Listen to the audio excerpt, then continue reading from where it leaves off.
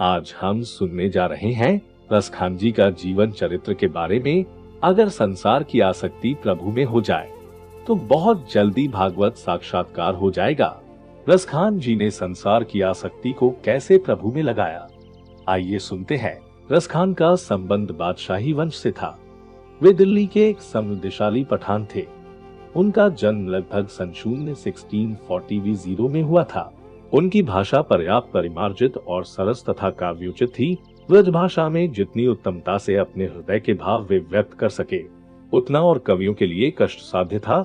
उनकी परमोत्कृष्ट विशेषता यह थी कि उन्होंने अपने लौकिक प्रेम को भगवत प्रेम में रूपांतरित कर दिया। असार संसार का परित्याग करके सर्वथा नंद कुमार के दरबार के सदस्य हो गए। एक समय कहीं भागवत कथा में उपस्थित थे। व्यास गद्दी के पास श्याम सुंदर का चित्र रखा हुआ था। उनके नैनों में भगवान का रूप माधुर्य समा गया।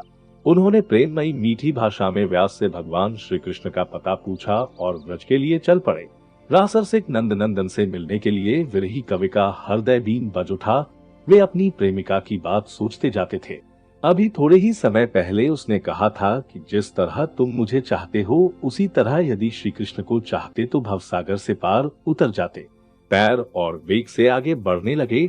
उसी तरह नहीं, उससे भी अधिक चाहने के लिए वे श्री कृष्ण की लीला भूमि में जा रहे थे। अभी उन्होंने कल ही भागवत के फारसी अनुवाद में गोपी प्रेम के संबंध में विशेष रूप से प्रेममयी स्फूर्ति पाई थी। उन्होंने अपने मन को बार बार धिक्कारा। मूर्ख ने लोक बंधन में मुक्ति सुख मान लिया था। उनके कंठ में भक्ति की मधुर रागिनी ने अमृत खोल दिया। व्रजरज का मस्तक से स्पर्श होते ही भगवती कालिंदी के जल की शीतलता के स्पर्श सुख से उन्मत्त समीर के मंदिर कंपन की अनुभूति होते ही, श्याम तमाल से अरुझी लताओं की हरियाली का नैनों में आलोडन होते ही वे अपनी सुधी बुद्ध को बैठे। संसार छूट गया, भगवान में मन रम गया। उन्होंने वृंदावन के ऐश्वर्य की स्तुति की, भक्ति का भाष्य किया। उन्होंने वृंदावन के जड़ जीव, चेतन और जगम में आत्मानुभूति की आत्मीयता देखी।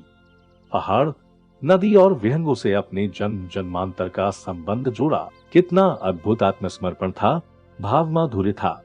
प्रेम सुधा का निरंतर पान करते वे व्रज की शोभा देख रहे थे। उनके पैरों में विरक्ति की बेड़ी थी, हाथों में अनुरक्ति की हथकड़ी थी, हृदय में भक्ति की बंधन मुक्ति थी। रसखान के दर्शन से व्रज धन्य हो उठा। व्रज के दर्शन से रसखान का जीवन सफल हो गया। वे गोवर्धन पर श्रीनाथ जी के दर्शन के लिए मंदिर में जाने लगे। द्वारपाल ने धक्का देकर निकाल दिया। श्रीनाथ जी के नयन रक्त हो उठे। इधर रसखान की स्थिति विचित्र थी।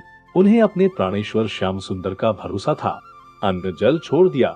न जाने किन पापों के फलस्वरूप पौरिया ने मंदिर से निकाल दिया था। 3 दिन बीत गए। भक्त के प्राण कलप रहे थे।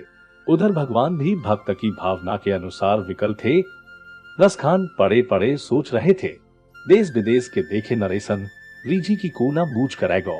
ताते तिन्हे तजी जान गिरियो गुन सो गुन और गुन गाठी परेगो।